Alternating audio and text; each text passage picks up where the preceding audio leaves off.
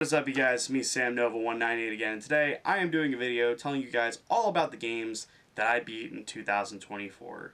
Now, 2024 for gaming for me last year wasn't the greatest year. It was a pretty mediocre to disappointing year. I had plans to beat about at least a good chunk of my collection, but I didn't even get past 30. I only beat 25, which that's okay. Last year I kind of took a break from gaming for a little bit because there wasn't a whole lot that came out last year. There were some stuff that I wanted to play, like I'm playing through Silent Hill 2, Indiana Jones, Warhammer 40k, and a ton of other stuff. But last year was mostly I focused on movies and the backlog and my backlog of games.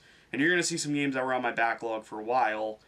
And yeah, so I wanted to do this video now before it's too late. 'Cause last year I procrastinated on doing all the games I beat in 2023, which 2023 I beat like 48 games. That's a pretty good record for me. That's, I think, the highest record of games. Hopefully this year I beat that record in some way. But yeah, 2024 was not the greatest year for me for gaming, but hopefully this year is better. There's a lot more game releases coming out, and it seems like there's a lot more quality this year, hopefully. I hope. I mean, GTA 6 and Metroid Prime 4 are coming out this year, and those games have been long enough development for years. So, anyways, I'm gonna have to do like a cut between in the middle of this video when I get to 12. But anyways, here are the 25 games that I beat in 2024. Let's get this started. So, 2024 started off. I decided to play an indie game on Xbox Game Pass. And the first game I beat this year was Cocoon, which, if you don't know, it was the indie darling of 2023. It won, I think, Best Debut Indie Game at the Game Awards, and it was really fun. It reminded me of, stuff like, Journey, a bit of, Journey a little bit, and a couple other indie games, but it was a very unique, it was, top-down, sort of, Zelda style, even though I don't really think there was much combat in the game. But I thought it was actually a really great indie game. It was a very impressive debut from the developers. I think I gave it an A+ when I played, and I still stand by that. It was a great game. Towards the end, it kind of started to get a little cryptic, which I thought was kind of annoying, but I still really enjoyed the game for what it was. It was fun, it was enjoyable, and above all else, I thought it was really solid. So, moving on to number 2.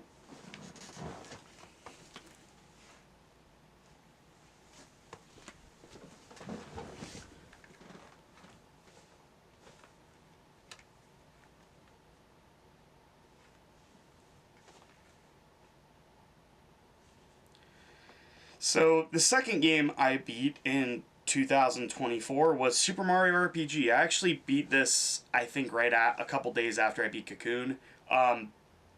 This was a great game. This is actually the first Mario RPG I've ever played, and this was actually the first of its kind when it came out back in the day. And this is a remake of Super Mario RPG in the 7, I think, Golden Stars or Lucky Stars. And I thought it was a great game. It was very fun. I thought the characters were really likable. I really liked Mallow. Everybody always says Geno is the best, but I liked Mallow more than Geno, to be quite honest. It was fun. It looked great. I thought the art style was really good. And above all else, it was just a really fun RPG. And it kind of was like the perfect, I guess, dessert after I played Sea of Stars, which was my favorite game of 2023. That game is awesome. I don't care what anybody says. Sea of Stars is great, and Super Mario RPG is great too. Now, moving on to the third game I beat. Now, I always make a rule before I go to MagFest every year. I beat at least one game now. And I decided to beat an indie game that's not real. It's like an hour or less. And that was Helltaker. I've had this on Steam for years, and it was free, so I picked it up. And I really, really enjoyed it. I actually played this right after I got my laptop fixed, because my laptop had some computer troubles, but it's fixed now. But I really enjoyed Helltaker. I love the music. I love the art style. The humor was, I thought, pretty funny at times. And I thought it was just a really fun game. And it was also kind of challenging. To get the true ending of the game, it was pretty brutal. But I thought it was really fun. Definitely one of the best indie games on Steam, in my opinion. Alright, moving on to the fourth game I beat this year. And that was for 2023. And that was Assassin's Creed Mirage. Now, I thought this game I was really excited for this game, because I was hoping it would go back to the old days of Assassin's Creed, where it's not a huge RPG like Valhalla or Odyssey. Like, I loved Assassin's Creed Origins, and I was hoping Mirage would kind of feel like Origins a little bit. But Mirage wasn't a horrible game, but I wouldn't say it was a great game. I gave it a C on my Twitter. You can check the full review on Twitter, but I thought the story wasn't that interesting. I didn't really like the main character. Thought none of the characters were really that interesting or likable, to be quite honest. It wasn't a terrible game. I thought the combat was okay, but it was more of a stealth game, which I appreciated. I appreciated them going back to basics, but I wish they did a little more, if that makes sense. Like, don't go like all out with like Valhalla, but I thought it was a decent game that kind of had a terrible ending that kind of hurt the whole experience for me. But yeah, that's my thoughts on Mirage. The fifth game I beat. The fifth game I beat for 2023 was RoboCop Rogue City. This game was awesome. If I had to recommend any game from 2023 that you might not have heard of or didn't know was good, RoboCop Rogue City is definitely one of those. This is probably the best RoboCop game ever made. And the thing was, I thought it was going to be a first-person shooter, but at times it's more of an RPG. And it was actually really fun. You made choices throughout the story. It's like the characters were all really likable. Like, there's one side quest where I helped a guy who was like a dealer, and I helped him get off of drugs, and it was actually kind of awesome. Towards the end, you realize that. But I thought this was a really, really good game. Like, it was a shame because it came out like around the same time as Alan Wake 2 and Spider-Man 2, so it kind of got overshadowed. But it was a great game, and I really recommend it. If you haven't played RoboCop Rogue City, definitely check it out.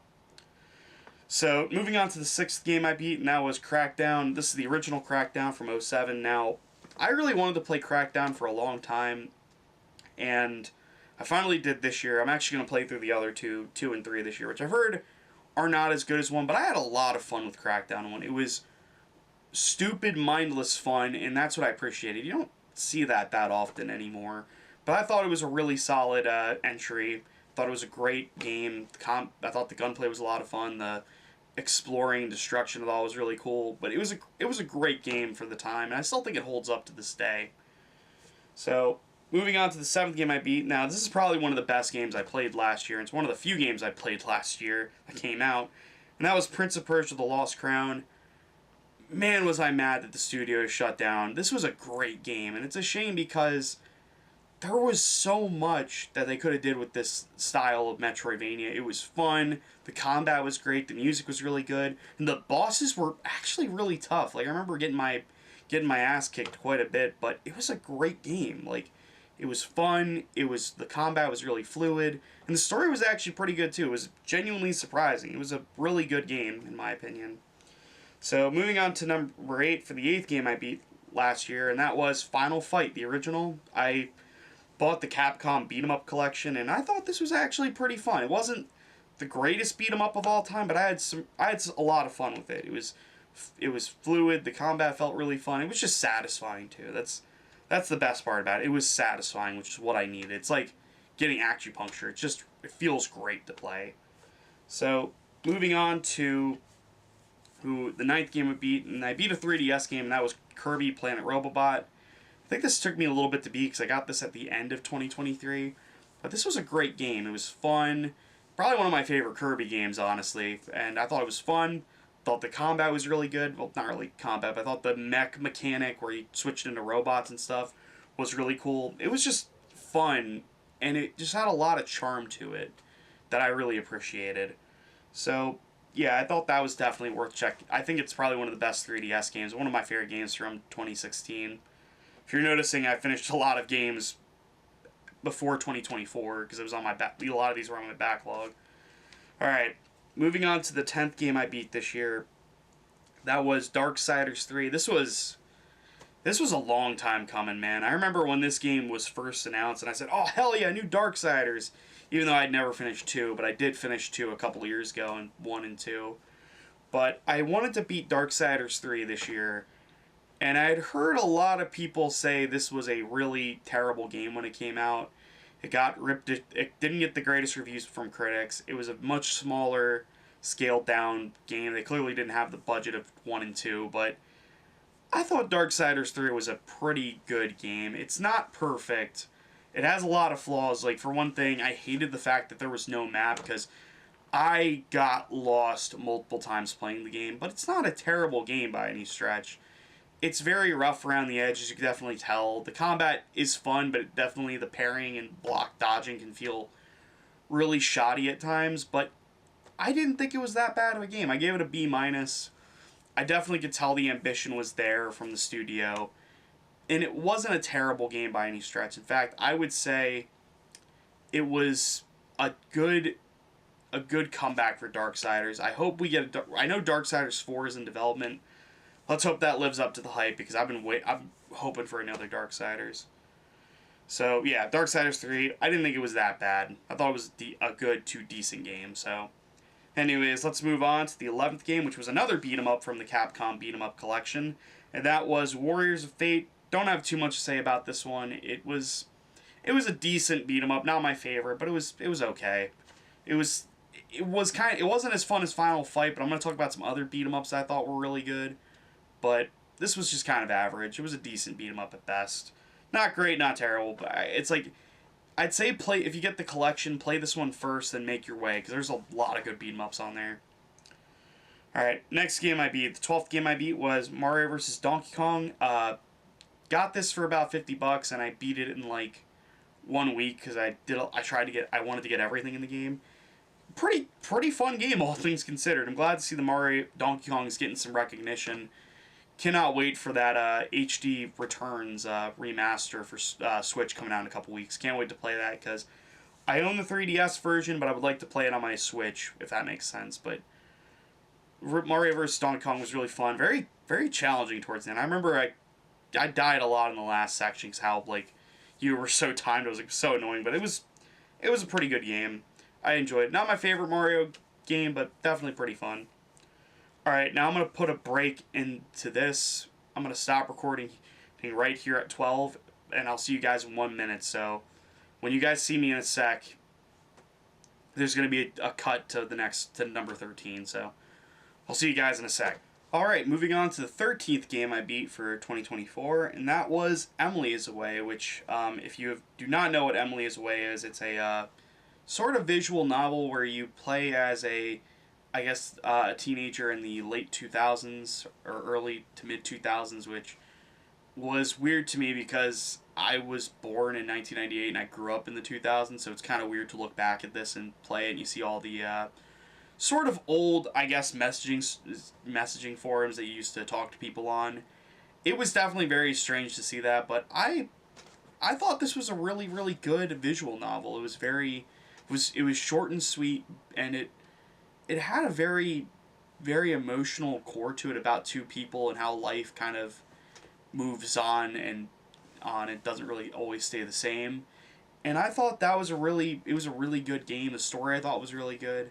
It was weird, maybe emotional towards the end, which was weird because visual novels usually don't do that unless it's like something dark like Danganronpa or Milk Inside of a Bag of Milk. But this was a very very good game. I thought the story was really good. I liked how each time when you picked like a different album cover for your logo or movie, I thought that was great. That was really cool to see. But it was definitely really fun to see that. I really enjoyed it. So, and yeah, Emily's Way I do recommend. It's actually free on Steam if you're interested. The first one. So yeah, Emily's Way, great game. 14th game I finished this year was Super Mario Land. I actually had this game when I was a kid. I still do. But I never finished it until this year, and I'm glad I did. Super Mario Land was actually probably one of my favorite Mario games. It was actually the first Mario game I ever played back in the day. I remember going to a flea market and finding a copy of it for my Game Boy, and I played it on my Advance. So it was a really fun Mario game. It was fun. The controls felt really good. I played it on the Switch, I should point that out. I played it through Switch Online, but I really enjoyed it. It was fun. It looked really good for a Game Boy game, and I thought it was a very, very fun experience to play through.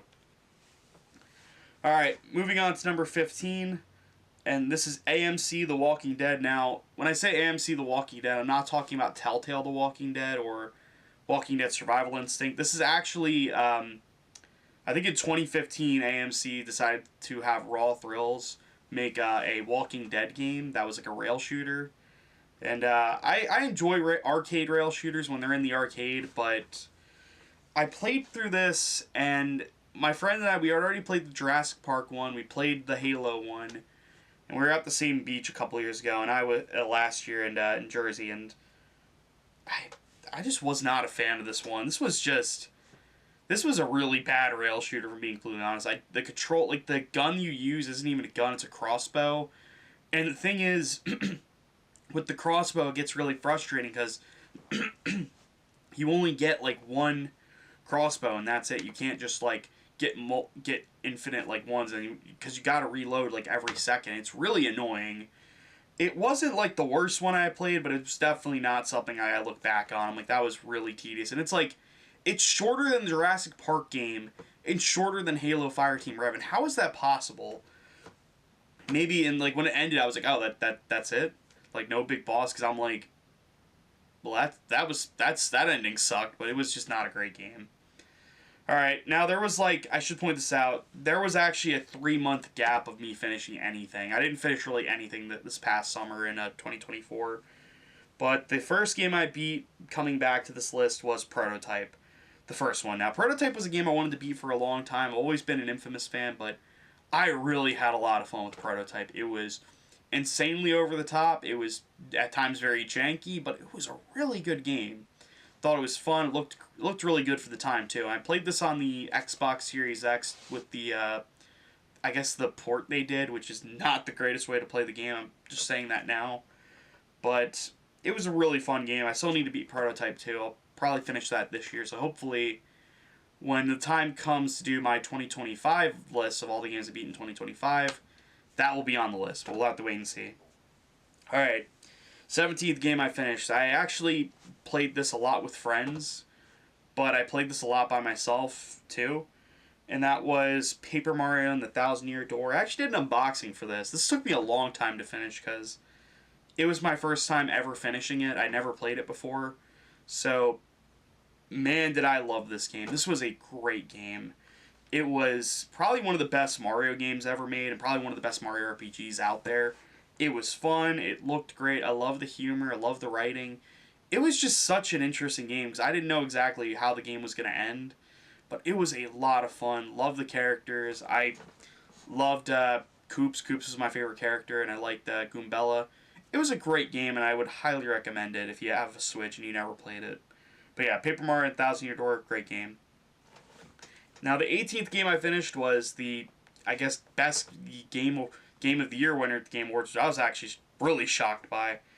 And that was Astrobot. Astrobot was a game that I really was excited for because it was the only game Sony really had coming out this last year besides Concord, which we know what happened to Concord, but yeah, Astrobot was phenomenal. I loved it.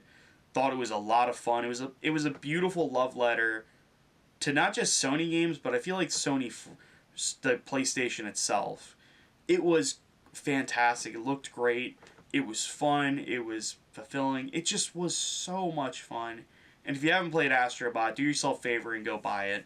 It's a great game. It was probably one of the best games of the year, and probably one of my favorite games of this generation, and probably on the PS5 itself too, because the PS5 hasn't had the greatest of time lately, in my opinion. But yeah, Astrobot, definitely recommend it. Alright, moving on to number 19, Murder House. I beat this. This is actually a really short survival horror game. Kind of goes back to the old school days of like Resident Evil and Silent Hill. Really fun game. Beat this right before Halloween. It was definitely a lot of fun. Don't have a whole lot to say about it. Now, 20th game I beat was a beat-em-up called Armored Warriors. I went back to the Capcom beat-em-up collection. This game was awesome. This was a great beat-em-up, and it's a shame not a lot of people know about it, because it's a great game, and it just did not get the attention it deserved, I feel like. Maybe it's because they couldn't get it to run on the Super Nintendo or Genesis at the time, but great game. Had a lot of fun with it. Next up is another beat 'em up, Knights of the Round. I beat this I think a day after I beat Armored Warriors. This was another great game. It was really fun, very fun beat 'em up. Really enjoyed it. Once again, don't have a lot to say, but if you have the Capcom beat 'em up collection, I would say saved this one for the second to last and Armored Warriors for the last, because they're both awesome beat 'em ups, and I had a lot of fun with them. Alright, moving on to number 22, and that was The Legend of Zelda Echoes of Wisdom, which was probably the biggest game Nintendo had this year. And I really, really enjoyed Echoes of Wisdom. I loved playing as Zelda. I loved the echo mechanic. It was very unique. And above all else, it felt like a companion piece to Link's Awakening, much like Tears of the Kingdom was to Breath of the Wild. Thought the game was great. Loved the art style. It was very, very fun. It was definitely pretty challenging towards the end. Some of the bosses were actually, towards like the last half, were actually pretty unforgiving at times. So, but I really enjoyed Legend of Zelda Echoes of Wisdom. Definitely highly recommend it. And I'm actually going to do a cut here real quick to see how much time I have on my camera real quick. Give me 1 second. Okay, so I have 10 minutes left. So I got 3 more games to talk about. So next game I beat was Super Mario Land 2, 6 golden coins. I figured I might as well beat. I figured when I was looking through games to beat for the end of the year to hit 25, I was like, you know what? I'm going to beat Super Mario Land 2, 6 golden coins, because for one, I was like, you know what? I want to beat some shorter games for the end of the year, because I've been playing, there's just too many long games I want to play through, and I want to save those for this year. And I beat Super Mario Land 2, 6 golden coins. I think this is a huge improvement over the original. This is even better in my opinion. I love this game. Thought it was a lot of fun. Thought I don't know why I keep saying combat. I thought the platforming felt great. The levels were really fun. It was also just a really, really good game. In my opinion, it's one of the best games on the Game Boy. I played this on Nintendo Switch, much like the first one, and I thought it was just overall a lot of fun, and I really, really enjoyed it. Highly recommend it if you have Nintendo Switch Online. Alright, now we're down to the final 2 games I beat for 2024. And the 24th game I beat was Shadows of the Damned Hella Remastered. This is a re-release and remaster of Shadows of the Damned, which was a game by Suda51. I didn't play it originally when it came out. I found a copy of it at Second and Charles back in 2016 or 2017 for like $7.50. Now the game's going for like $50 now. I think the original version. But this is a great game. It was a lot of fun. Thought the gunplay was really cool, and I loved the character of Garcia, and I loved of Johnson, the gun. It was just so weird, but it was like such a unique game, and it's definitely something that I feel like I miss when games used to take risks like this. Like, it's such a bizarre game, but I really enjoyed it. It was definitely something. If you've never played it, I highly recommend it. It's a weird one. I'll warn you there. It's very bizarre. But the last game I beat for the year, at number 25, was Aperture Desk Job. Now, this was more of a tech demo for the Steam Deck. I don't own a Steam Deck. I played it on my computer, but with my Xbox controller. Thought it was really fun. It was a very short game. It only took me like 27 minutes to beat. But I thought it was a pretty solid tech demo, and it was definitely a good example of probably what the Steam Deck can do. So, yeah. Anyways, those are all the video games that I beat in 2025. Or 2024. I feel like this year, 2025, for gaming is going to be much better than last year. You got a lot more releases coming out. I've been playing through some games right now. I'm playing through Silent Hill 2. I just got Neva yesterday, which is by the guys that did Gris. I'm probably going to play that before I go to MagFest. But anyways, those are all the games I beat in 2024. 2024 wasn't the greatest of years, but hopefully you guys enjoyed watching this video, me talking about all the games I beat. Anyways, I'll see you guys next time. I hope you enjoyed this video. So make sure to like and subscribe and leave a comment of all the games you beat in 2024. Anyways, I'll see you guys next time. Goodbye.